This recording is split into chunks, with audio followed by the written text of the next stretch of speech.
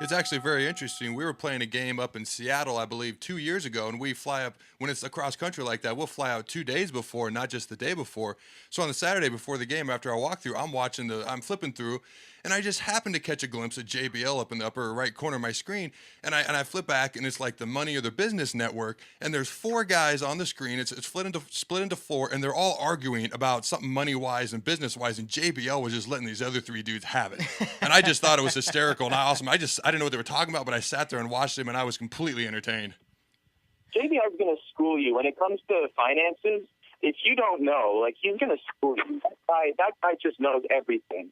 And he's like he made a bulk of his money on the stock market. I don't think a lot of people know that. I mean, the JBL, it's not a gimmick. It's him. Like, it's legit. When the best. That's when you get the best characters is through people who are legitimately themselves, like an extension of themselves, as opposed to just playing something that they're not. Oh, I completely agree with that. And you'll have to ask, he's probably not going to remember this.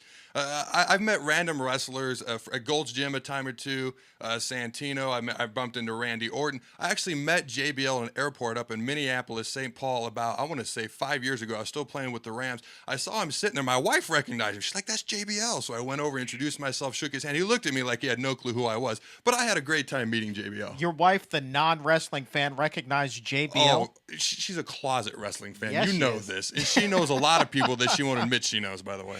Speaking with Arda Ocal, Baltimore Sun columnist and the manager over at the Layfield Report. Excellent new website. Check it out, layfieldreport.com. And now we've just talked about the site kind of in broad strokes a little bit, but what exactly is it? This is a project that's independent from WWE.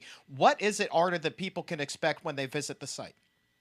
Well, basically, they can expect a lot of great news.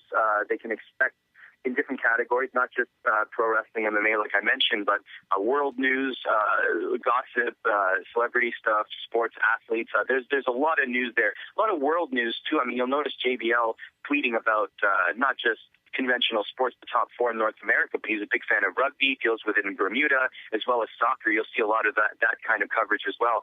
But there's so much on that site. I mean, there's a daily newsletter that goes out. I highly encourage people to subscribe to it because you get basically a daily dose of all news that comes to your email. It's very simple.